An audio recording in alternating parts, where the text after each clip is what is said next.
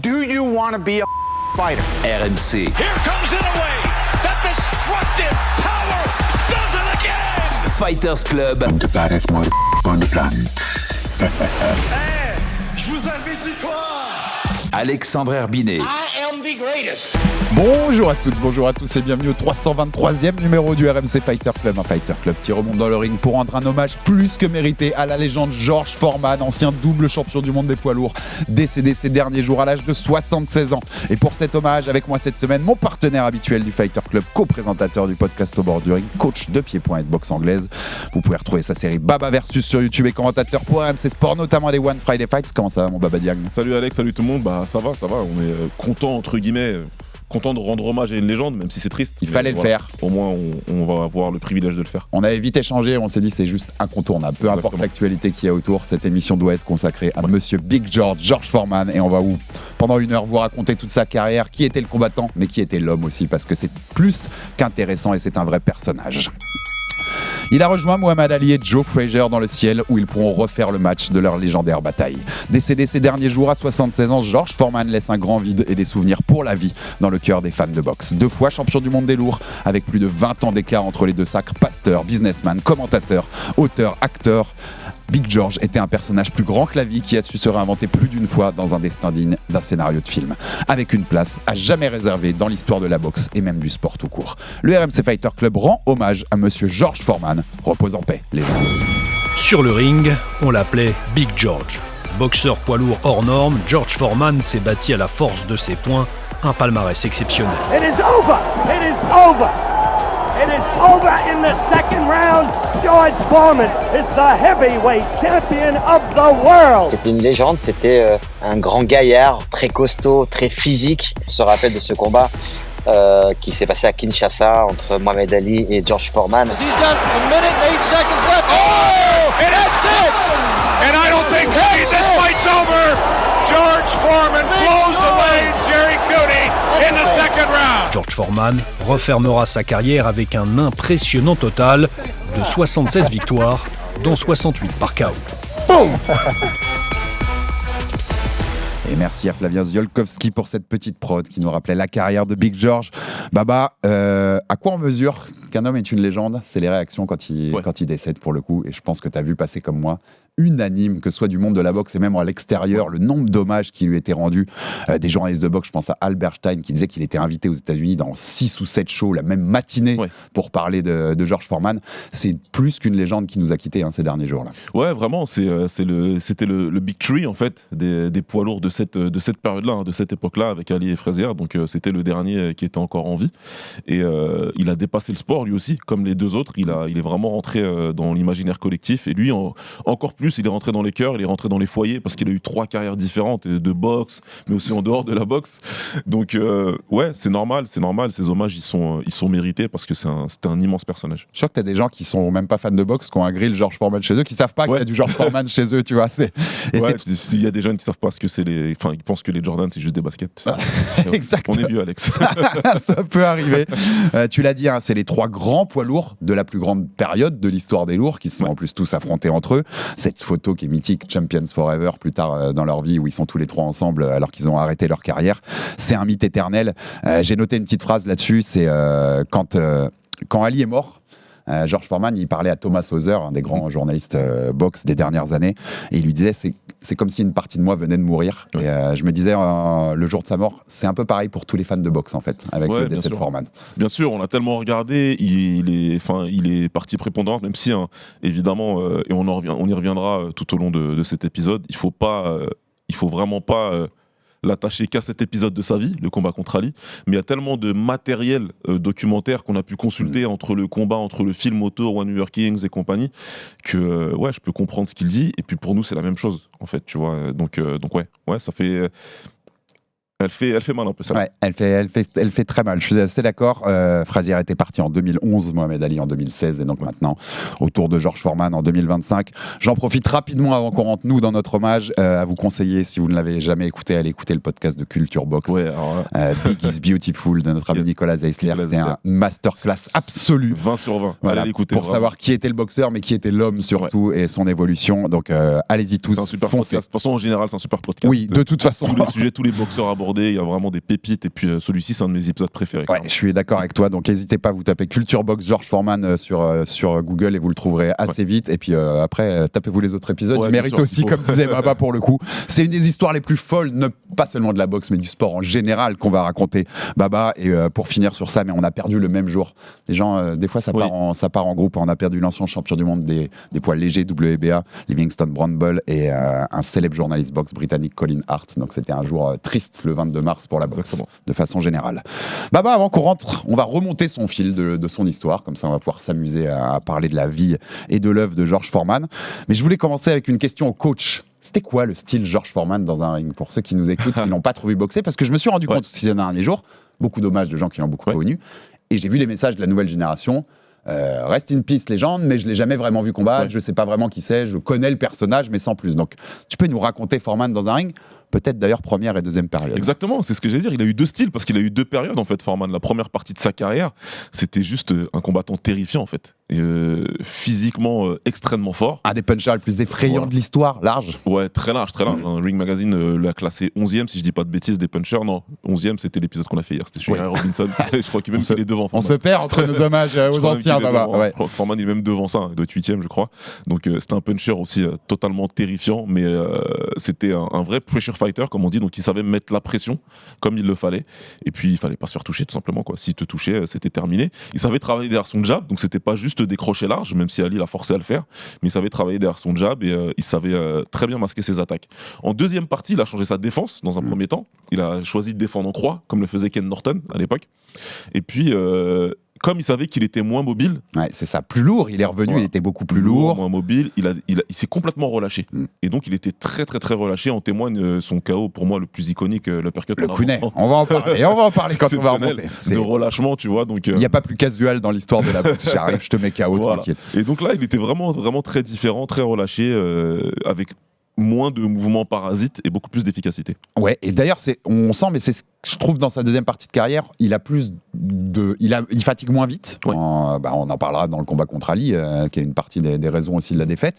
Et tu sens il l'avait dit lui-même, il était moins nerveux en fait, beaucoup plus relâché. Il avait une vision de la boxe aussi, on va en parler, mais transformation de l'homme, avec aussi sa rencontre avec Dieu et tout ça qui en fait qu'il était beaucoup plus relâché et qu'en fait ça lui permettait aussi de tenir beaucoup plus longtemps sur la distance par rapport au Foreman jeune, très nerveux, très destructeur, mais qui finalement grillait beaucoup d'énergie assez vite dans ses combats.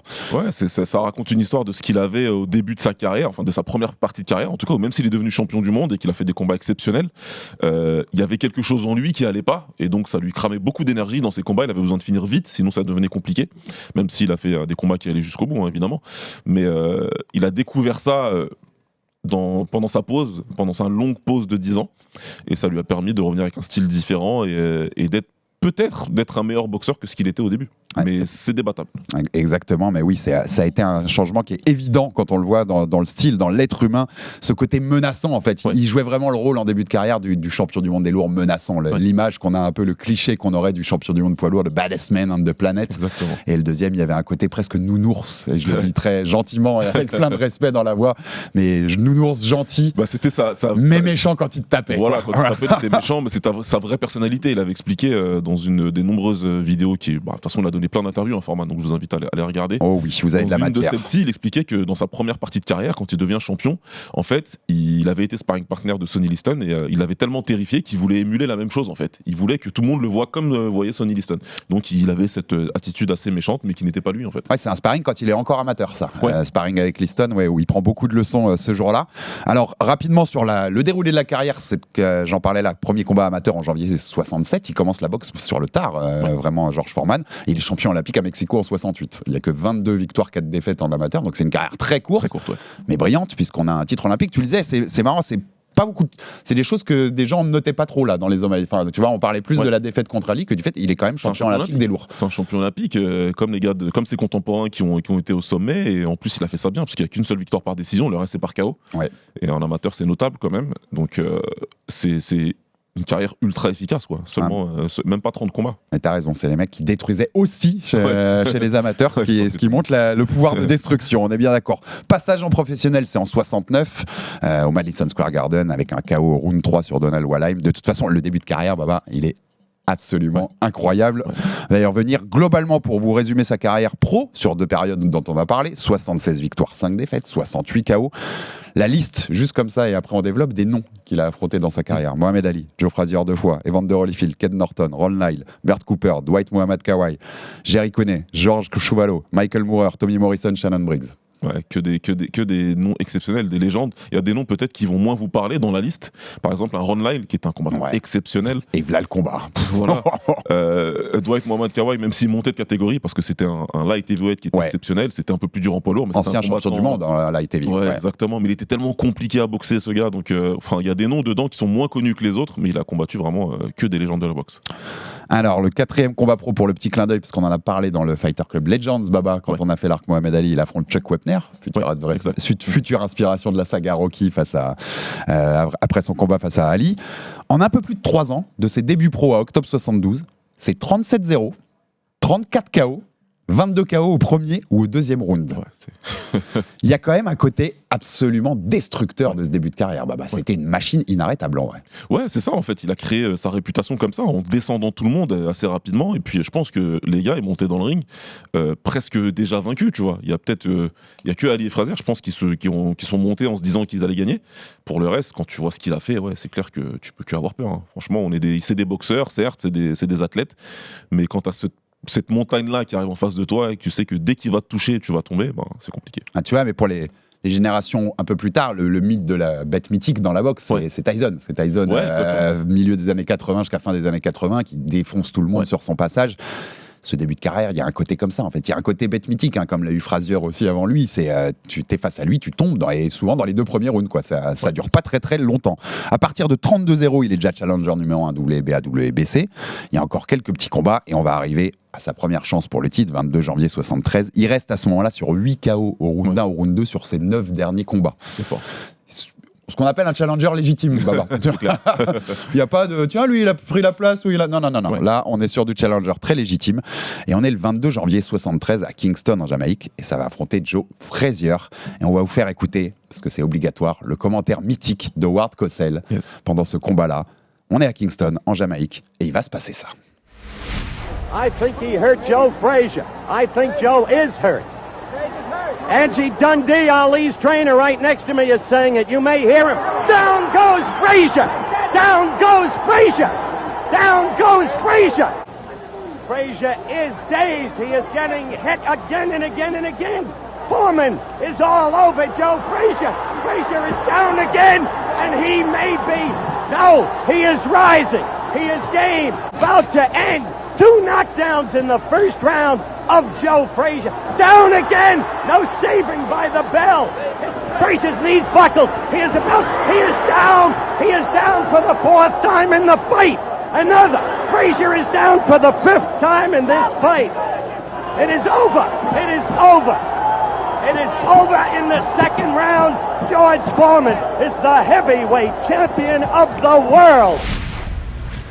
Baba, est-ce qu'il y a plus mythique en commentaire de boxe que Down Goes Frazier? Frisson, vraiment, ça donne des frissons de l'écouter à chaque fois. Et en plus, pour moi, c'est particulier parce que quand on lance au bord du ring, Lucas Bourdon et moi, on avait un générique, on en a plus depuis quelques temps, c'est vrai. C'est vrai en plus. Mais notre générique, c'était ça. Oui, tout à fait. C'était cette phrase-là. Tu viens de me ramener un peu dans le passé avec ça, mais oui, t'as raison. Donc c'est vraiment pour moi quelque chose d'exceptionnel et qui me redonne des frissons à chaque fois que je l'entends. Flavien dans les oreilles nous disait c'était mieux, les commentaires, le grain, il y avait un côté un peu mieux avant. Il y avait quelque chose. Je disais Ward Cosell parce qu'il faut citer, c'est des noms absolument mythiques du commentaire en boxe.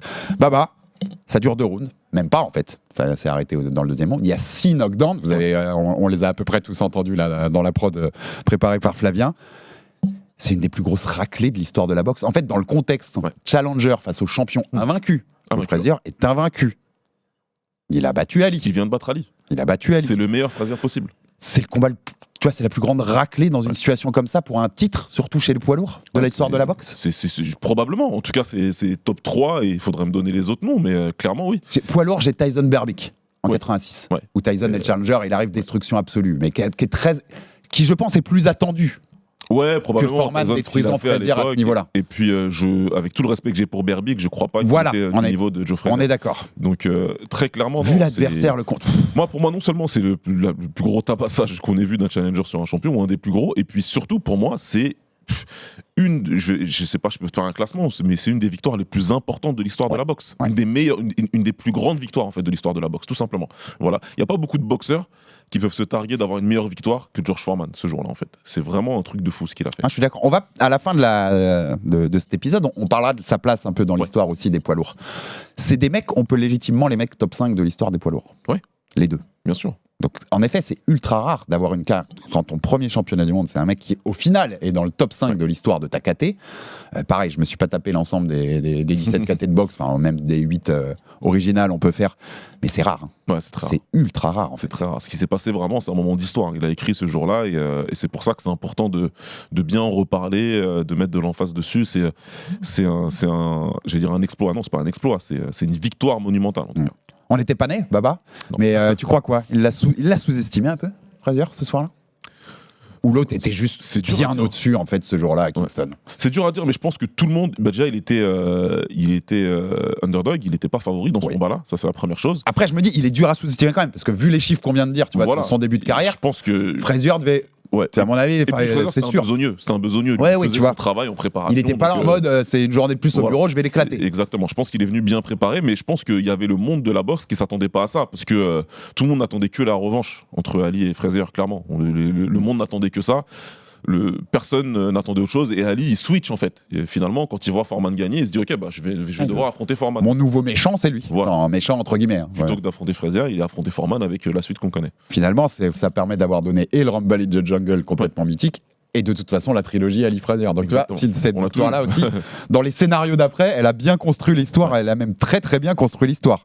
Une des plus grosses victoires, tu le disais, de l'histoire de la boxe, tout simplement. Voilà, c'est absolument mythique ce qui s'est passé là. 6 down en moins de 2 rounds. C'est revoir les images. Ça faisait longtemps que je les avais pas vues quand même. Quand il y a eu le décès, je l'ai partagé sur les réseaux, tout le monde l'a partagé. On dirait un pantin, quoi. Ouais, c'est incroyable.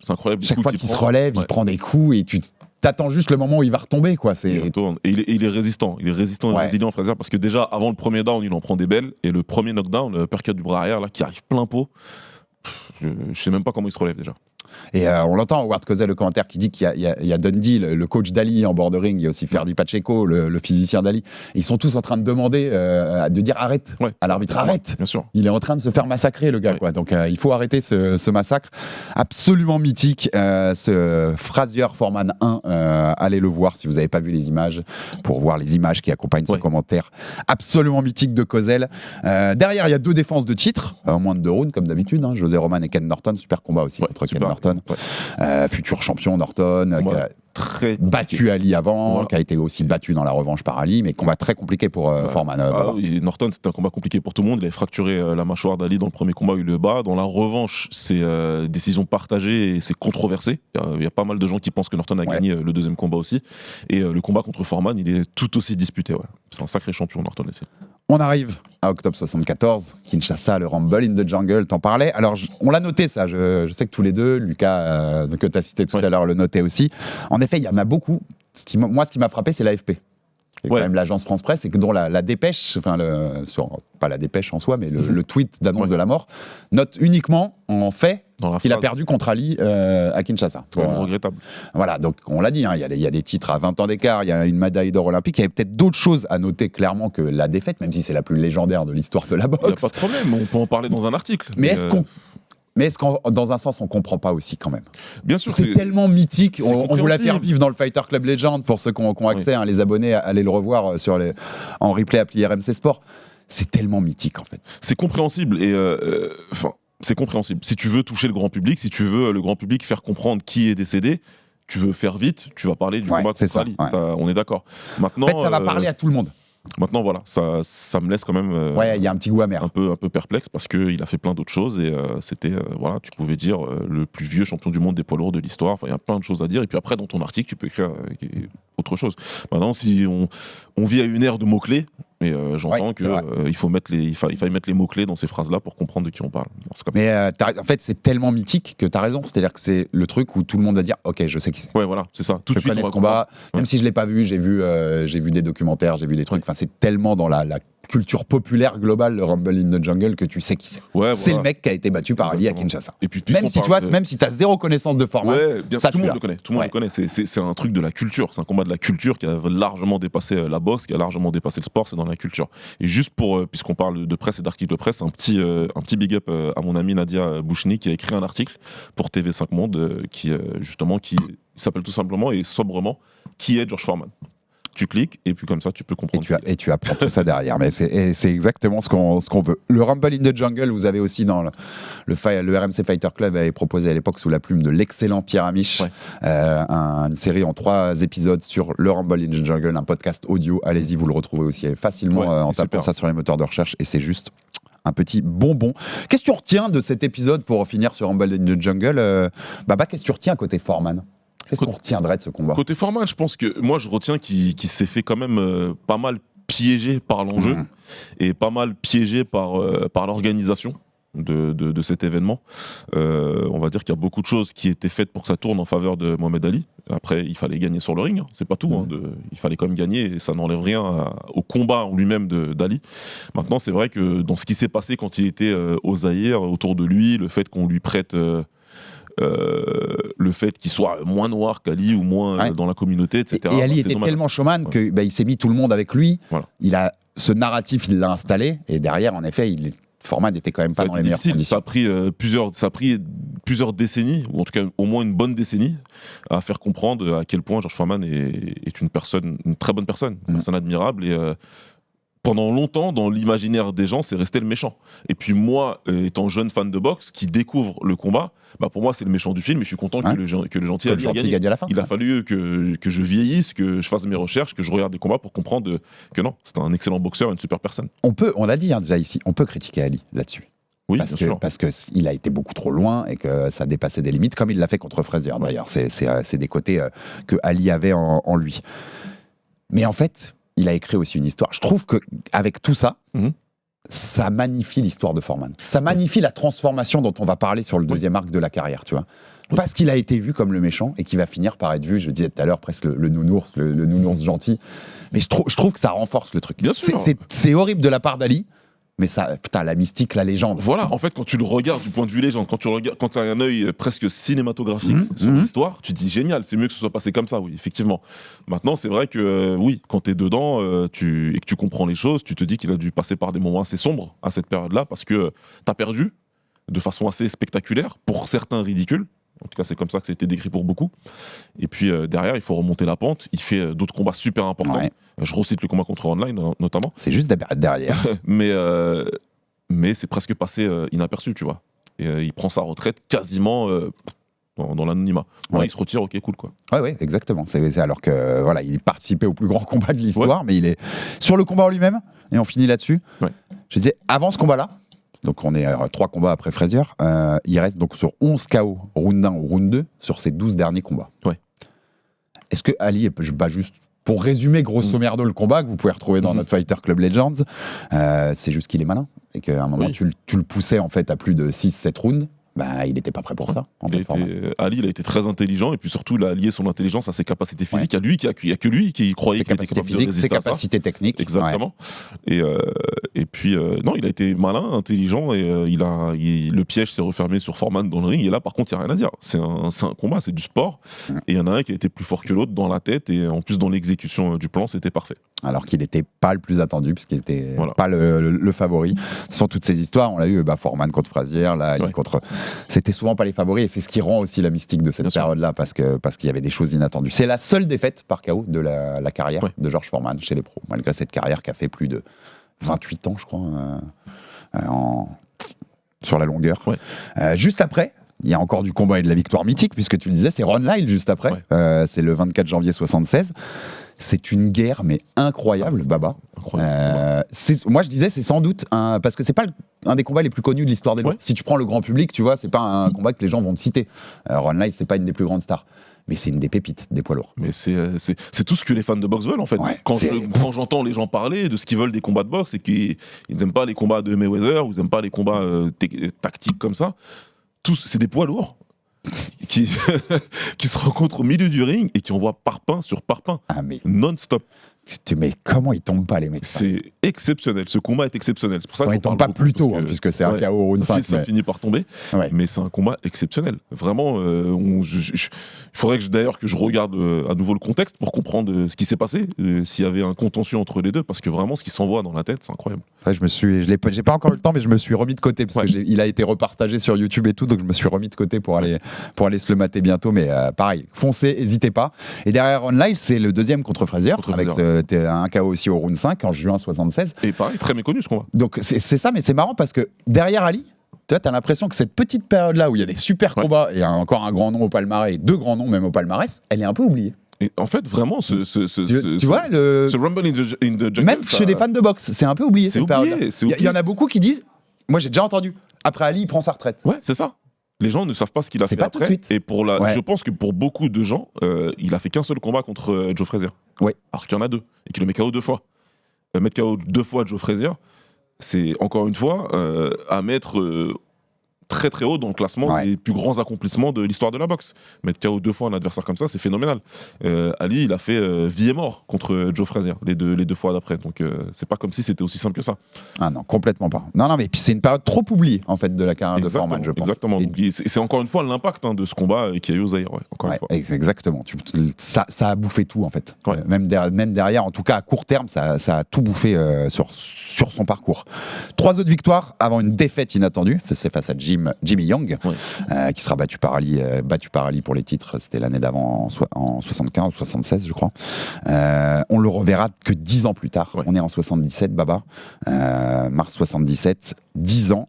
Alors, il y a cet épisode mythique, puisqu'il dit que dans le vestiaire, après cette défaite contre Jimmy Young, il a une expérience mystique, dit une expérience proche de la mort, ce que les Américains appellent near-death experience, qu'en gros il voit un endroit plein de vide, de désespoir, qui réclame l'aide de Dieu et que Dieu lui dit qu'il faut changer de vie.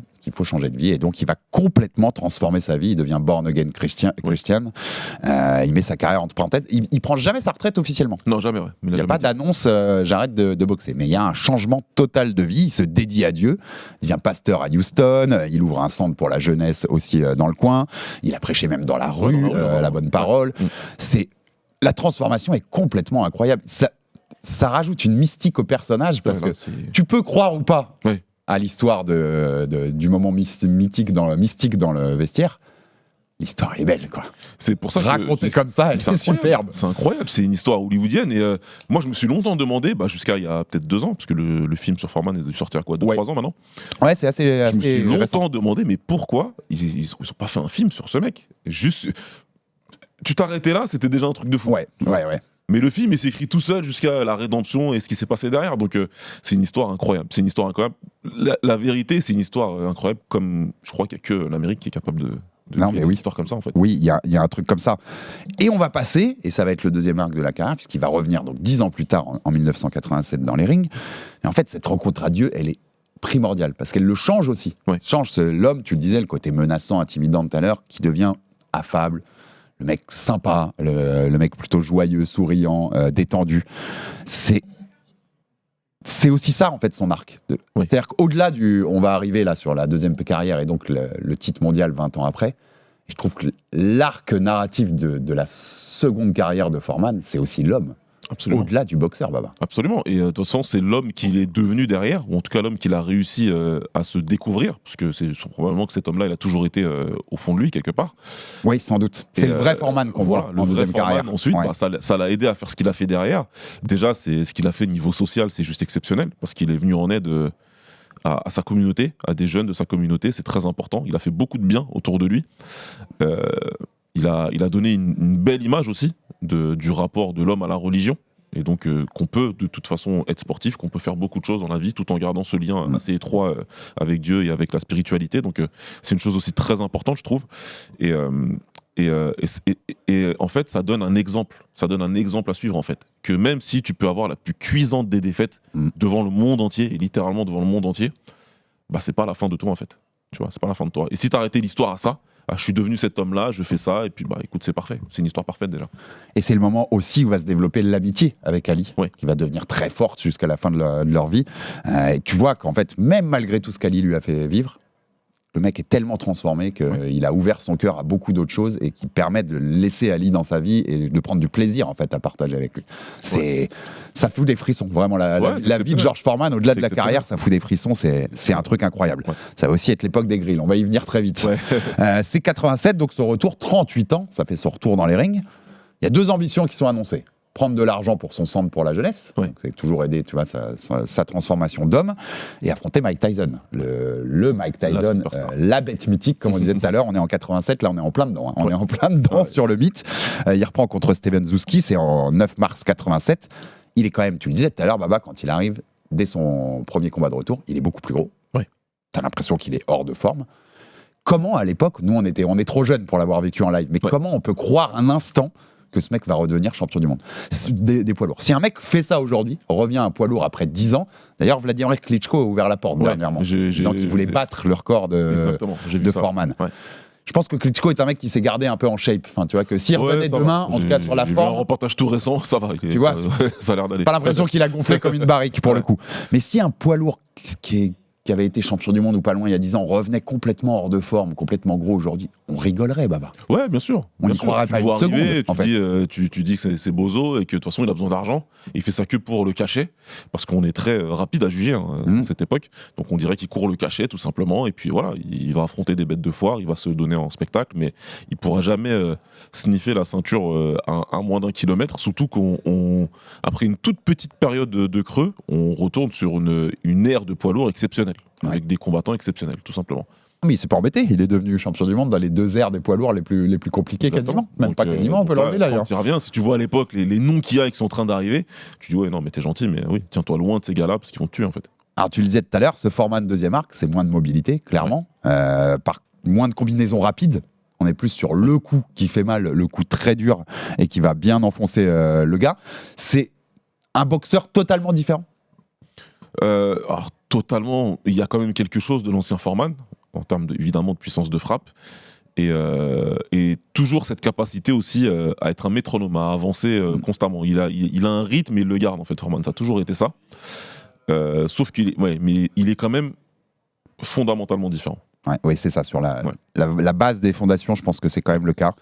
En 4 ans après son retour, 24 victoires, 23 KO, on a l'impression que c'est le début de carrière, notamment, on le disait, mais Dwight Mohamed Kawai, un champion chez les light heavyweight, Bert Cooper, et, parce qu'il fallait, t'en as parlé un tout petit peu tout à l'heure, mais on va s'arrêter 2 minutes, Baba, Monsieur Gary Quinney, 15 janvier 1990, c'est le KO le plus cool de l'histoire de la boxe. Allez le voir si vous ne l'avez pas vu.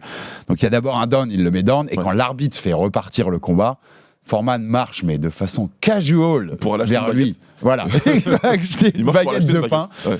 Il fait 3 pas, il arrive vers lui, il déclenche l'uppercut du gauche, ça tombe. Mais c'est, en plus, tout est fait dans un même mouvement, avec une harmonie. Et voilà, il n'a pas à s'arrêter une seconde dans son mouvement. Ouais, c'est ouf, rien n'est forcé. Et puis en plus, il sait qu'il va le descendre. C'est la confiance qu'il dégage quand il quitte le coin. C'est assez incroyable. Tu regardes son attitude de marcher comme ça. Il savait déjà quel coup il allait faire. Il savait déjà que ça allait passer. Et puis derrière, un petit pivot, parce que ce monsieur a des fondamentaux de boxe parfaits. Un petit pivot pour terminer avec un cross. Et tu te dis, ce KO, moi, il me tue, quoi. On n'a pas fait de recherche, on se l'est pas demandé avant l'émission, mais il n'y a pas plus cool. Enfin, dans l'histoire de la boxe, en tout cas dans les grands noms et tout, tu vois, parce que l'histoire de la boxe, il y a tellement de combats, on pourrait me sortir on va vieux. Trouver des trucs, voilà. On va nous trouver des trucs, mais franchement, à ce niveau-là, l'attitude et tout, moi je suis désolé, mais moi c'est mon coup de cœur, ce KO là. Ah ouais, complètement. Toujours. Jerry Quinney, c'est le 15 janvier 90, pareil, vous tapez sur les moteurs de recherche ou dans YouTube, vous trouverez ça, ça se fera assez rapidement.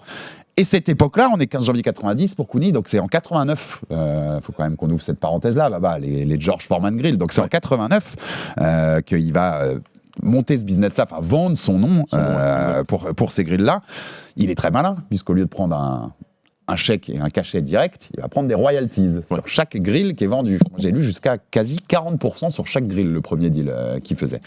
Ça fera qu'il y a au pic de George Foreman Grill, il vendra 4 millions, il touchera 4,5 millions de dollars par mois c'est dingue. pour la vente des grills.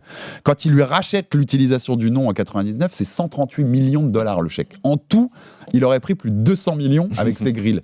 Bien plus qu'il n'en a pris dans le ring. Absolument. Puisque le Ali à Kinshasa, c'est les grandes bourses pour l'époque, mais on parle de quelques millions de dollars à peine. C'est pas du tout notre époque d'aujourd'hui. On peut me corriger, mais je crois qu'Ali prenait 5 millions. C'est ça, c'est les 5 promis par Don King. Donc, mais on est loin des 117 millions ou 114 pris par Usyk contre Fury 2 en Arabie Saoudite. C'est encore un autre record pour un boxeur. Mais ça rajoute tellement pareil à l'histoire du mec. Je veux dire, pour toute une génération, d'ailleurs, beaucoup pour la nôtre, les potes à nous, tu vois, de nos âges, mais qui sont pas fans de boxe plus que ça. George Foreman, c'est le mec des barbecues, Baba. Ouais, exactement. C'est le mec des grilles. Pour beaucoup d'Américains, en tout cas, il est rentré dans tous les foyers américains avec sa bonne bouille, avec son smile, avec son grill et avec son tablier. Et pour beaucoup, c'est juste ce gars-là, en fait. Et en fait, ça participe vachement de ce deuxième arc. Pour l'homme. Ça ramène, oui, bien sûr. Et puis ça va ramener. Cette transformation qu'on disait, t'es bien, mais c'est le côté, je le répète, mais c'est le côté nounours, quoi. Enfin, c'est le mec qui te vend des grilles, qui te vend ses barbecues avec son grand sourire, sa bonne bouille. Voilà. Et en fait, plus, il sait boxer, quoi. Et t'as envie, je te jure, à l'époque, tu vois les pubs, t'as envie de faire un barbecue avec George Foreman, en fait. Clairement. Non, c'est clair que c'est quelque chose d'ultra populaire, faut s'en rendre compte. Moi, j'ai été tout début des années 2000 à New York. Et c'est là-bas que je découvre. Moi, je savais même pas, en fait, qu'il vendait des barbecues, tu vois. Et pourtant, il le fait depuis pas mal d'années à l'époque. Mais à l'époque, je suis pas encore autant fan de boxe anglaise. Je suis encore très Muay Thai, moi, à ce moment-là. Et là, je découvre. On m'invite, en fait, pour manger, les voisins, là, quand tu t'installes. Et en fait, je vois le truc, je dis, il est vraiment pas mal, ce barbecue. Ah, vas-y. Mais tu connais pas, et puis presque on m'insulte, quoi. Mais rentrons dedans, on en profite. C'est notre spécial Foreman. Moi, je l'ai jamais utilisé, le grill Foreman. Il est bien, il a des trucs un peu particuliers. Attention, on est avec mes potes, et je sais qu'ils me regardent, on est des clients du barbecue. Je vois. On est des professionnels. On est sur des choses où on ne rigole pas. On rigole pas avec les barbecues, avec mes potes, et dans mon quartier où j'ai grandi, c'est très important pour nous. Et j'étais face à une Rolls-Royce des barbecues. C'est génial, c'est super, tu vois, pratique et tout, efficace, large comme il faut. Donc là, je découvre qu'il a fait ça. Et puis, c'est à partir de là, je commence vraiment à m'intéresser à son histoire. Et businessman, parce qu'il y a tellement de sportifs ou autres d'ailleurs qui se sont fait avoir par ce genre de deal. À prendre un chèque tout de suite. Il y a un beau truc. En plus, à l'époque, un peu besoin d'argent, puisqu'il revient dans le ring aussi pour alimenter notamment son centre de jeunesse. Enfin, voilà, ça aurait été légitime de prendre juste le gros chèque tout de suite. Non, on va en vendre des grilles et je vais prendre mon pourcentage à chaque fois. 4,5 millions par mois. Exceptionnel. C'est une des plus grosses réussites commerciales d'un sportif. C'est incroyable. Même dans la boxe moderne, en fait, plein de boxeurs avec les bourses dont je parlais tout à l'heure feront jamais cet argent-là. Loin de là. C'est un risque à prendre. C'est-à-dire que tu vas avoir des Jordan qui ont eu les baskets, etc., les basketteurs et compagnie, les footballeurs qui ont eu des énormes marques qui sont venues les sponsoriser. C'est très différent. Ça génère beaucoup d'argent, bien sûr, mais c'est des marques sans ces athlètes-là déjà qui fonctionnaient très bien et tout le monde achetait. Là, on est un mec qui a dit je suis OK pour vendre mon image pour des barbecues. Et il a la vision de se dire non, faut pas que je prenne un chèque, c'est mieux que je prenne des royalties parce que ça peut marcher. Vision. C'est de l'intelligence. C'est ça que je disais businessman aussi dans ma. Et puis, comme c'est un religieux et qu'il y a beaucoup de spiritualité là-dedans, il y a une phrase très religieuse, moi, qui me guide ma vie, et je comprends, qui dit y a-t-il d'autres récompenses pour le bien que le bien? Et t'as l'impression que cette personne-là, George Foreman, peut tellement il fait du bien autour de lui, c'est sa récompense, quoi, tu vois. Et des choses bien qui lui en fait, quand il s'est transformé pour être un homme de bien, tout a découlé derrière. Exactement. La vie, c'est exactement la phrase que tu as dit. Tout a été dans le même sens pour sa vie. Je parlais donc de ses 24 victoires dans 23 KO après son retour en 4 ans, et ça le mène au 19 avril 91, opportunité pour les titres de champion du monde. Il a 42 ans déjà, mais WBA, WBC, IBF contre Evander Holyfield. Défaite par décision unanime, mais pour le coup, un 7e round où il met à mal aussi. Il met vraiment mal Holyfield. Il n'y a pas de round de l'année de The Ring à l'époque. Non, d'ailleurs, je ne sais pas pourquoi. Je pense que ça a été créé plus tard. Enfin, tu vois, on est dans. Mais gros candidat. Gros candidat. Donc, parce qu'il est tout sauf favori et il est à la hauteur. Même s'il perd, il est à la hauteur quand même de ce défi. C'est ça. Ce qu'il y a autour de ce combat, c'est qu'on dit on pensait pas qu'il performerait à ce niveau-là et qu'il tiendrait aussi longtemps parce que c'est le Holyfield au top de ses pouvoirs. Et c'est dans les combattants terrifiants, Holyfield il est très très haut lui aussi. Et il met à mal Foreman d'ailleurs dans le combat. Mais Foreman tient et il arrive lui aussi à mettre Holyfield dans le dur. Donc c'est vraiment une performance où tu dis en fait, certes il est revenu parce qu'il avait besoin d'argent, mais c'est toujours un boxeur exceptionnel, il est capable de performer. Donc Donc là, je pense que l'opinion a peut-être un petit peu tourné à ce moment-là. Ouais, complètement. Il aura une nouvelle opportunité 2 ans plus tard, en juin 93, à 44 ans. C'est contre le Duke, Tommy Morrison, bien connu de ceux qui connaissent la saga Rocky pour le coup. Défaite, décision unanime, avec un Morrison intelligent, qui plutôt que de partir à la bagarre avec Foreman, l'outbox à distance pendant 12 rounds. Ouais, il a compris. À ce moment-là, on se dit quand même, il le fera pas, quoi. Bah, ça va être dur. Ça va être dur. Parce que Tommy Morrison, c'est pas le. Voilà, on est d'accord. Vas-y, développe. Je te laisse développer, on a la même idée. C'était le champion prenable, quoi. Ouais. On va dire que c'était le champion le plus prenable à ce moment-là. Donc, clairement, s'il y avait quelque chose à faire, c'était contre un Tommy Morrison. C'est pas lui manquer de respect, Tommy Morrison, de le dire. Simplement, à ce moment-là, oui, c'est un combattant qu'on a mis dans les conditions pour pouvoir devenir ce new Great White Hope. Donc, on l'a mis dans les conditions nécessaires pour gagner le titre. Celui qu'on a le plus poussé au-dessus de Tommy Morrison, je pense, alors qu'il n'était pas spécialement méritant, ça va être John Ruiz, qui était, qui mérite Ton visage résume tout. Ouais, on n'a pas besoin d'en dire plus. Mais sinon, Tommy Morrison, il était, malgré tout le respect que je peux avoir pour ce boxeur, et pour les boxeurs, il était plus prenable pour Foreman. Ouais, complètement. C'était le titre WBO. D'ailleurs, le WBO n'était pas encore reconnu dans les fédérations majeures. Donc, de toute façon, il y aurait eu une petite astérix un petit peu sur cette victoire. Tommy Morrison, il y a des super bios aussi sur le Duke. Oui, il y a un documentaire, je ne sais plus si c'est Netflix. Oui, tout à fait. Et moi, j'avais lu une bio qui s'appelle Duke. Je ne sais plus l'auteur, mais c'est américain. Mais pareil, foncé, c'est un personnage, pour le coup, du monde de la boxe.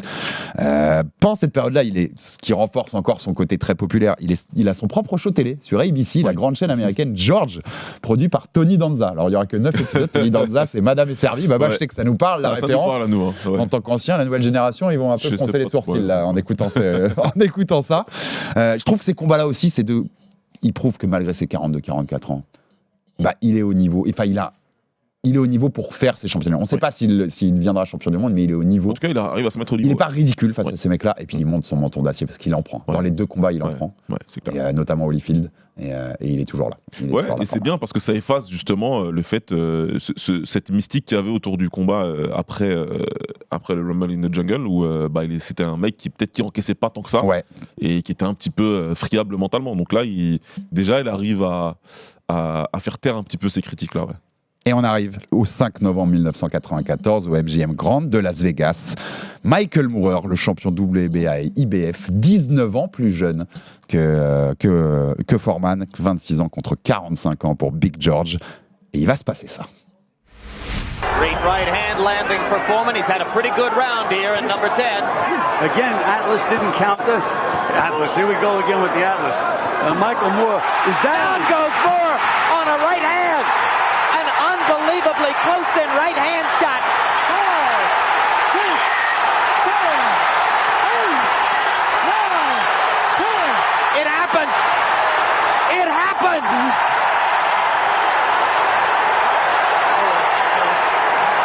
I can't believe it. I can't believe it. As referee Joe Cortez waved his arms over Moorer, George Foreman knelt in prayer in the neutral corner. You know, this is a 2-1 fight, but in my mind it was a gazillion to 1 that George Foreman could ever win the heavyweight championship again. Je t'ai vu sourire, ça la phrase. Je l'ai laissé spécialement pour ça. C'était un combat à 2 contre 1, mais il y avait une gazillion chance que Moorer le batte. Alors, Moorer vient de battre Holyfield par décision majoritaire. George, il n'est pas vraiment en position d'être le challenger à ce moment-là, mais il a un nom, c'est lucratif. Je pense que Moorer se dit que c'est une victoire peut-être un peu facile. Il est invaincu, Moorer. Le gaucher, le sous-spo. Donc, il sent que c'est un peu facile. Et là, il domine les 9 premiers rounds. Son plan se déroule plutôt normal. Il boxe à distance. Il l'outboxe tranquillement. Trop de problèmes. Il est en tête sur les cartes des 3 juges assez facilement. Et puis arrive ce coup. Vous l'avez entendu, allez voir l'image. C'est ce petit 1-2 avec cette droite qui terrasse Moorer. Et Foreman qui devient champion du monde à 45 ans, le plus vieux champion du monde de l'histoire des lourds. Le commentaire, le It Happened. On parlait de Ward Cosell tout à l'heure et Darren Gordon Frazier, mais le It Happened de Jim Lampley, autre grand nom mythique des commentateurs de boxe. Pareil, c'est dans le commentaire, c'est tout en haut du panier des commentaires mythiques de boxe. C'est tout en haut, et puis l'image, elle est vraiment émouvante, parce que tu vois que le chaos arrive et que les commentateurs, ils ont cette émotion. Lampley, en plus, c'est quelqu'un d'assez qui arrive à transmettre ses émotions. Moi, j'aimais beaucoup. Proche de Foreman, avec qui il va beaucoup commenter sur HBO. Donc vraiment, et puis ensuite l'image avec George Foreman qui se met à genoux dans le coin du ring, mais très sobre dans sa façon de de célébrer l'exploit monumental C'est ça, qu'il vient de il réaliser. vient de faire un tremblement de terre sur la planète boxe et il va dans le coin. Voilà, ça dit tout de Ça, oui. la meilleure qualité humaine, c'est l'humilité. Et c'était vraiment une personne tellement humble, Foreman, que lui, il s'est agenouillé parce que il voulait remercier évidemment, il voulait remercier Dieu, il voulait savourer son moment, mais en même temps en toute humilité, quoi. Alors que tout autour de lui, c'était la frénésie totale. Jim Lampley, pour le citer, qui disait, j'ai vu passer aussi, c'est Kyle, Combat Chronicles, Ouais. qui l'a partagé l'autre jour, qui racontait, je l'avais jamais vu ça, ce truc où il racontait une discussion avec Foreman avant le combat, et Foreman lui dit juste, il y aura un moment, à la fin du combat, où il se mettra devant moi et il me permettra de le mettre KO. Ouais. Eh ben, C'est genre juste exactement ce qui s'est passé parce qu'on est au 10e round. Il a visionné, ouais. C'est visionnaire et en fait tu comprends aussi le It Happened de Jim Ouais. Lampley qui a Ouais, partagé exact. ces discussions et qui dit mais non mais c'est arrivé là, c'est vraiment arrivé ce qui vient de se Ouais, passer. c'est incroyable. Il est alors le plus vieux champion du monde de l'histoire, pas seulement des poids lourds, de la boxe de façon globale. Bernard Hopkins depuis l'a battu mais c'est toujours le cas chez des lourds. Record du plus long intervalle entre un premier et un deuxième titre mondial et record du plus grand écart entre un challenger et un champion, je le disais, 19 ans. On est 20 ans et 6 jours après sa défaite contre Ali à Kinshasa. Plus de 21 ans après la prise du titre contre Frazier. D'ailleurs, il porte le même short que contre Ali. Il a remis son short, ouais. Le même short qu'à Kinshasa. C'est le plus grand... Je vais aller au-delà de la boxe, Baba. C'est le plus grand arc de retour de l'histoire du sport. Ah, franchement, me mettez pas dans la balance Michael Jordan qui revient après le baseball, Non, voilà. s'il vous plaît. Ce que j'ai vu. Tout ce que j'ai vu... j'ai fait un peu de recherche avant ce truc-là. Et tous les retours que tu vois, les timings sont quand même très courts. Tu citais Jordan qui est après le baseball. J'ai vu passer Michael Phelps qui arrête après les JO de Londres et qui revient à Rio reprendre des médailles d'or. Mais il s'arrête 2 ans en fait, c'est comme une pause, c'est un peu comme Teddy Riner avait fait avant une Olympiade, tu vois, de prendre un peu une petite pause dans sa carrière. 20 ans, 20 ans entre 2 titres majeurs. Dans un sport aussi exigeant, aussi cruel même, j'ai envie de te dire. C'est le plus grand, Baba. C'est le plus grand second arc narratif de l'histoire. J'accepte volontiers avoir un biais, hein, et j'ai pas de problème là-dessus, mais franchement, il va falloir me convaincre qu'il y a eu mieux que ça. Ali, tu vois, on le rentre moins Ali parce qu'il y a quand même beaucoup d'années aussi à Ali entre le premier titre et le deuxième, avec la suspension, l'interdiction de combattre, la guerre au Vietnam. Enfin, vous connaissez tous l'histoire. Ali est pas si loin en fait, je pense, avec les circonstances. Non, il est pas loin. La période elle est plus courte, mais les circonstances sont exceptionnelles. Mais l'écart, il est dinguissime. C'est même plus le même mec. On le disait, tu le regardes contre Frazier, tu le regardes contre Moore, c'est plus la même personne. Et puis et puis Ali, on parle d'un boxeur de 26 ans versus un boxeur de 30 ans. Là, Foreman, on parle d'un boxeur de la vingtaine à un boxeur qui a 45 ans. C'est exceptionnel. C'est une dinguerie, vraiment. T'es pas censé boxer, en fait, tout simplement. T'es pas censé boxer à cet âge-là. C'est une des plus belles victoires de l'histoire de la boxe aussi. Tu parlais de celle contre Frazier. C'est moins fort, le nom en face est moins fort et moins mythique, mais c'est une des plus grandes victoires de l'histoire de ce sport. Il est gigantesque à tel point qu'il a 2 victoires dans le top des meilleures victoires. C'est là où ça nous titille quand on pointe que Rumble in the Jungle. Parce qu'il a 2 des plus grandes victoires de l'histoire de la boxe. C'est pour ça, il y a des Donc oui, il a sans doute la défaite la plus mythique de l'histoire de la boxe. Mais il ne faut pas oublier les deux. Mais à contrebalancer avec ça, et pour son histoire hollywoodienne, cinématographique, ce que tu veux, c'est parfait qu'il y ait eu ce moment-là. C'est vraiment parfait. Ça peut te rendre curieux en termes de fan de boxe. Tu peux être curieux qu'il ait eu son moment de rédemption comme ça. C'est marrant, ça m'a tout de suite fait sourire parce que je savais que je pourrais l'utiliser dans l'émission. J'ai eu un échange sur les réseaux avec quelqu'un qui me disait, sous la vidéo que j'avais repostée de ce KO de Moorer, et qui me dit attends, le combat il est arrangé, il tombe trop facilement, il prépare même pas sa droite, il tombe trop facilement. Mais non, mais tu vas voir pourquoi je te le cite. Je suis sûr que tu le sais en plus, parce que ça me permet de citer une des phrases de Foreman après le combat. Parce qu'on l'interroge là-dessus, on lui dit il y a des gens qui pensent que c'est fixed, et il dit bien sûr que le combat était arrangé, c'est encore mieux en anglais. Je l'ai arrangé avec ma main droite. Sure, the fight was fixed, I fixed it with my right hand. Bah oui. Génial. Enfin, écoutez, vous pensez vraiment que Michael Moorer, pour combien de millions de dollars, il venait d'être champion du monde des poids lourds? Michael Moorer, c'est un combattant qui était monté de catégorie. C'était pas un poids lourd de base. Il était monté pour devenir champion. Invaincu, on le rappelle. Il était un petit peu le gars hype du moment. Vous croyez que ça coûte combien de millions de dollars de laisser son titre comme ça à Foreman? À part prendre la place sur les barbecues, je vois pas ce que tu peux lui offrir. Je veux bien dire beaucoup de choses. Je vous demande simplement de réfléchir avant de... Exactement, réfléchissez et respectez ces athlètes-là. Il n'y a aucun monde où Moorer se couche à ce moment-là, comme tu dis, je sais pas qu'il n'y a pas assez de chiffres pour le faire se coucher à ce moment-là. Mais ça permettait de citer la phrase mythique. Je l'avais oublié en plus, donc merci de me le rappeler. Oui, je l'ai arrangé avec ma main droite. C'est comme ça que ça s'arrange les combats. On part, c'est la fin de carrière, mais on évoque rapidement rapidement, Baba, on parle quand même alors d'un possible choc contre Tyson. Ouais. Et ça me fait sourire parce qu'il refuse parce qu'il veut plus traiter avec Don King. Exactement. Notamment après ce qui s'est passé dans les années 70. Et c'est un des tweets qui m'a fait le plus vibrer que j'ai vu passer ces derniers jours, que j'avais partagé. Ouais. On a perdu Ali, on a perdu Foreman, on a perdu Frazier. J'ai vu passer ce tweet. Et Il m'a bien fait chier. Et Don King et Bob Arum, qui ont en fait exploité ces mecs-là, qui ont exploité leur capacité physique pour se faire de l'argent sur leur dos. Alors, ils faisaient promoteurs, donc ils faisaient leur job aussi, mais c'est eux qui ont rapporté l'argent. Bah, eux, ils sont toujours vivants. J'ai vu ce tweet. Je souhaite à personne qui continue à vivre autant qu'ils veulent et le plus longtemps possible. Il m'a remué parce que. Mais la vie, elle est cruelle. Voilà, c'est un truc qui m'a réellement. Qui m'a chamboulé parce que, voilà, de par ma croyance et par mes convictions personnelles, je souhaite réellement la mort à personne. Non, voilà, c'est clair. C'est pas du tout ce qu'on veut dire, qu'on nous accuse pas de ça. Non, pas du tout.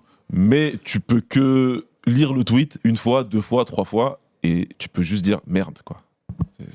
Oui, la vie est mal faite. C'est comme ça. La vie est injuste. Ils ont pris moins de coups dans la tête aussi. Donc, il y a des conséquences moindres. Mais voilà, parenthèse fermée.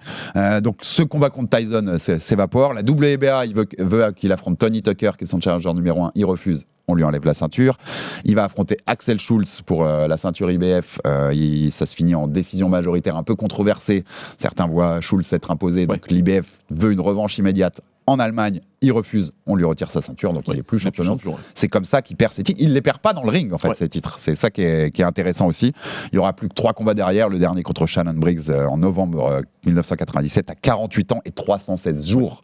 Baba, 28 ans et quelques mois après ses débuts professionnels. Exactement. Et en plus, il aurait dû se retirer sur une victoire. Oui. Ce combat-là, il l'a gagné. En plus, mais les pouvoirs en place n'avaient certainement plus envie d'un champion de 48 ans face à un jeune loup qui devait ensuite affronter des Lennox Lewis. Donc ils avaient plus trop envie de ça. C'était gentil au début, mais bon, à un moment il fallait que ça s'arrête. Donc voilà, on a mis Briggs vainqueur et puis Foreman, il a décidé qu'il était temps que la belle histoire s'arrête. On a failli le revoir 2 ans plus tard. Il y a eu dans les plans un pay-per-view contre Larry Holmes pour un combat d'ancien. Donc il aurait eu 50 ans à ce moment-là. C'était en 99. Finalement, les négociations sont tombées à la. Je suis pas mécontent qu'on l'ait pas vu. Oui, c'est mieux. Ça y est. Une fois que l'histoire est belle, il faut savoir s'arrêter aussi pour qu'elle reste belle. Exactement. On n'a pas besoin en fait de ça. Il sera aussi commentateur. On l'a dit tout à l'heure. Il y a sa relation avec Jim Lampley. Elle vient de là parce que pendant longtemps pour HBO. Et je voulais citer ça pour citer l'anecdote de Riddick Bowe contre Andrew Golota. Ouais.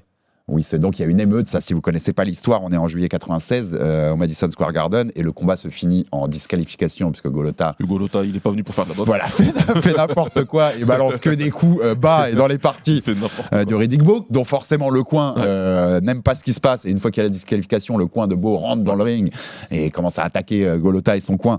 Ça part en émeute dans le ring mais aussi en dehors du ring avec des supporters des deux camps donc il y a les commentateurs au bord du ring, dont George Foreman et Jim Lampley et certains du public arrivent vers pour plus ou moins agresser en fait les commentateurs d'HBO.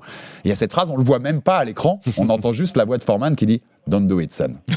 Ne fais pas ça, fils. Et tu sens donc il s'est mis devant le mec et que là le mec en face a dû se dire bon, entre mon idée d'aller un peu faire chier les mecs d'HBO et de se dire que pendant 30 secondes, je vais devoir affronter la droite de George Foreman, j'ai choisi, je laisse tranquille HBO. Je pense qu'il s'est vite, il y a eu un retour à la réalité tout simplement. L'euphorie, il l'a pris et puis ensuite quand il a vu Foreman, il s'est rappelé. Mais c'est voilà, même en tant que commentateur, il a laissé un moment mythique de l'histoire de la boxe, Baba. Ouais, c'est vrai. C'est encore une fois, c'est toute cette histoire autour de lui et toute cette mystique qui a continué à s'écrire. 3 petites réflexions et on va avoir fini pour cet épisode hommage. Je trouve qu'on a bien fait le tour, Baba. Je te laisserai aussi si tu as des choses à rajouter. Il y a eu un truc cool, c'est qu'il a toujours montré de l'amour pour la nouvelle génération. Ouais. C'est pas toujours le cas des anciens boxeurs. Parfois, il y en a des aigris et qui disent toujours le côté c'était mieux avant. Ouais. Lui, il a été même. C'était trop parfois. Pareil, j'ai vu passer. Tu l'as vu aussi. Ouais. Il avait dit que David Haye était trop rapide pour lui. Ouais. Bon. Non, c'est gentil. Ça va un peu trop loin, parfois dans le respect, mais c'est cool de voir ça. Oui. C'est cool de voir que, tu vois, malgré ta carrière comme ça, t'es pas aigri en mode de toute façon, ceux qui arrivent derrière sont moins bons que nous. Ouais, c'est vrai qu'il y a beaucoup de commentateurs, surtout sur HBO, notamment Showtime aussi, où tu sentais ces boxeurs-là qui voulaient à tout prix faire valoir leurs exploits. Au-delà des autres, on le voit aussi en MMA, on le voit aussi à l'UFC notamment, où tu as beaucoup de commentateurs qui sont d'anciens combattants et qui, pour expliquer un combat, vont se mettre en avant eux-mêmes. Et ça, c'est quelque chose personnellement que je déteste et qu'on me préserve de faire un truc comme ça un jour. Lui, ouais, c'était toujours la bienveillance. Alors des fois, oui, ça pouvait être un peu surjoué. Ouais, c'est ça. T'as l'impression qu'un peu. Mais oui, il était très bien. Quelque chose me dit qu'au fond de lui-même, il n'y croit pas trop pour David Haye. Non, je pense que Foreman était très conscient de ce qu'il savait faire aussi. Voilà, quand même. Il sait qui il est aussi. Hein. Le dernier point, moi, ça concerne un peu plus ma corporation, mais tous les journalistes qui racontent à quel point il était dispo après sa carrière, pendant sa carrière aussi, notamment la deuxième partie, mais après sa carrière.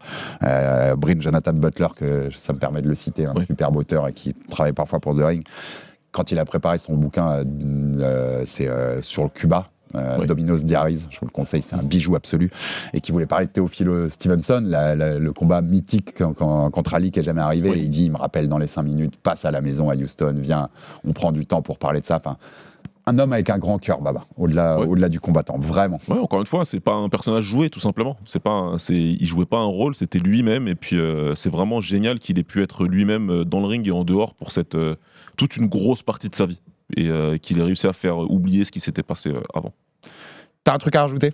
Un point que tu voulais rajouter sur Foreman ? Je pense qu'on a été complet, encore une fois, qu'on a retranscrit. Ça méritait ça. Voilà, un décès qui touche les fans de la boxe, qui touche les fans de cette culture. C'est quelqu'un qui a fait beaucoup de bien pour la boxe. C'est quelqu'un qui a montré qu'on n'était pas juste des brutes qui ne pensent pas. Et qui a montré qu'on était capable aussi d'avoir plusieurs âges, d'avoir plusieurs carrières différentes et d'avoir tout un arc de rédemption qui soit pas surjoué. Parce qu'aujourd'hui, on veut nous vendre des rédemptions un peu surjouées, tu vois, le mec. Non, là, tu vois, c'est. On a fait beaucoup plus de la rédemption d'autres boxeurs, de Mike Tyson par exemple, qui a fait des choses extrêmement répréhensibles. Et Foreman, on l'a beaucoup enterré, alors que son tort, c'était d'avoir une défaite qui est mythique, tout simplement, en fait.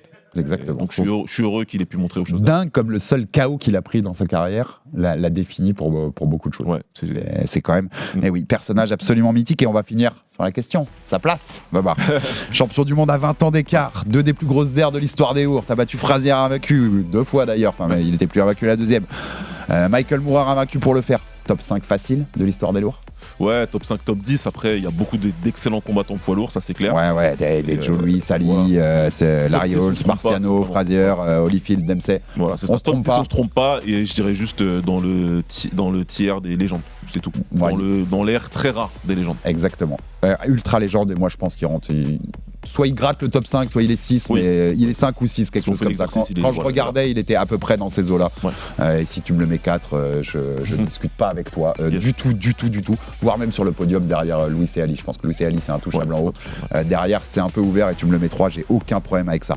Merci beaucoup, Baba. C'était important de faire ça. Et de rappeler à tout le monde qui était Big George Foreman, et repose en paix légende. Il n'y en a plus beaucoup. Des bêtes mythiques de la boxe comme ça, encore vivantes, il n'y en a plus beaucoup.